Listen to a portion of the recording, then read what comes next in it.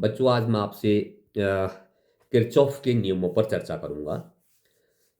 Kirchhoff के नियम सामान्यतः जटिल परिपथों पर लागू होते हैं। अब बात आती है कि विद्युत परिपथ कितने प्रकार के होते हैं। सामान्यतः विद्युत परिपथ दो प्रकार के होते हैं: सरल परिपथ और जटिल परिपथ।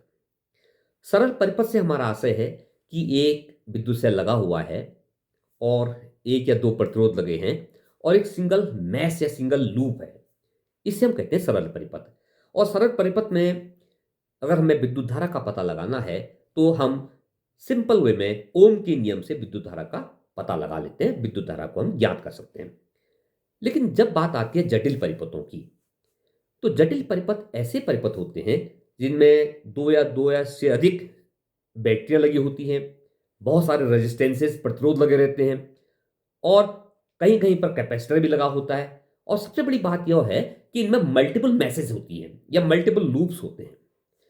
तो ऐसे जटिल परिपथों में विद्युत धारा को ज्ञात करने के लिए किरचॉफ ने दो नियम दिए: किरचॉफ का पहला नियम और किरचॉफ का दूसरा नियम। सबसे पहले हम बात करते हैं किरचॉफ के पहले नियम की। किरचॉफ के पहले नियम को संधि का नियम भी कहते हैं, लॉ ऑफ जंक्शन भी कहते हैं। इस नियम के अनुसार किसी विद्युत परिपथ में किसी भी संधि पर मिलने वाली समस्त विद्युत धाराओं का बीजगणितीय योगफल शून्य होता है। किसी भी विद्युत परिपथ में किसी भी बिंदु पर मिलने वाली समस्त विद्युत धाराओं का बीजगणितीय योगफल शून्य होता है।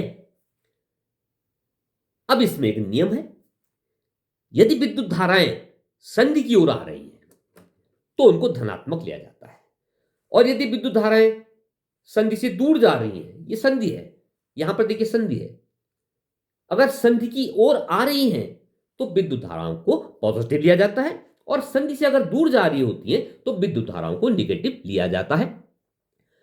अगर हम मैथमेटिकली कहें तो हम कह सकते हैं सिग्मा आई इक्वल टू 0, जहां पर सिग्मा आई का मतलब है विभिन्न धाराओं का योगफल।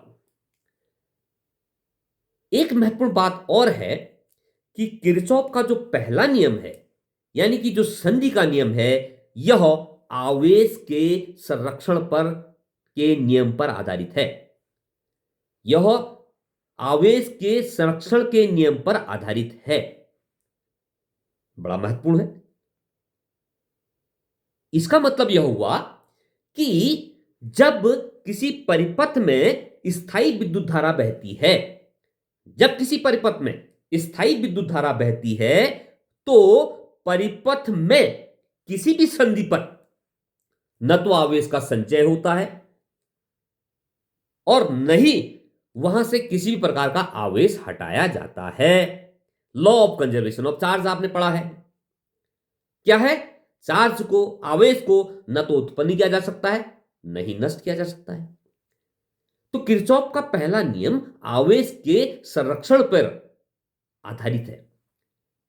मतलब जब किसी विद्युत परिपथ में स्थायी धारा बहती है तो उस समय संधि पर, जंक्शन पर न तो आवेश का संचय होता है और न ही संधि से आवेश को हटाया जाता है। अब बात करते हैं किरचॉफ के दूसरे नियम की। किरचॉफ का जो दूसरा नियम है, इसे हम बंद पास का नियम भी कहते हैं, क्लोज्ड मैश लॉ भी कहते हैं। यह क्या होता है? यह किरचॉफ के पहले नियम से थोड़ा जटिल है, कॉम्प्लिकेटेड है। इसको समझना बहुत जरूरी है। किरचॉफ के दूसरे नियम के अनुसार, यानी कि बंद पास के नियम के अनुसार, किसी विद्युत परिपथ में प्रत्येक बंद पास, क्लोज्ड मैश के विभिन्न भागों में प्रवाहित धाराओं, करंट्स तथा संगत प्रतिरोधों के गुणनफलों का बीजगणितीय योग, एल्जेब्रिक सम, उस पास में विभिन्न भागों में उपस्थित विद्युत वाहक बलों के योग के बराबर होता है, और विद्युत वाहक बलों का योग भी आपका बीजगणितीय होगा।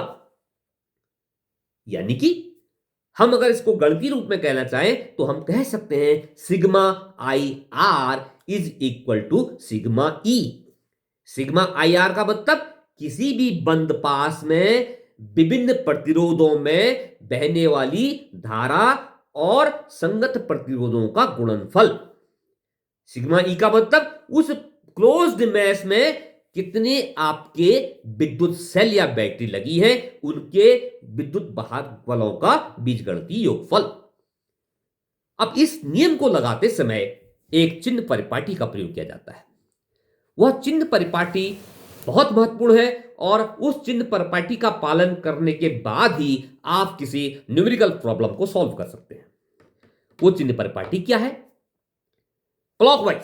पहला है क्लॉकवाइज यानी कि दक्षिणावर्त।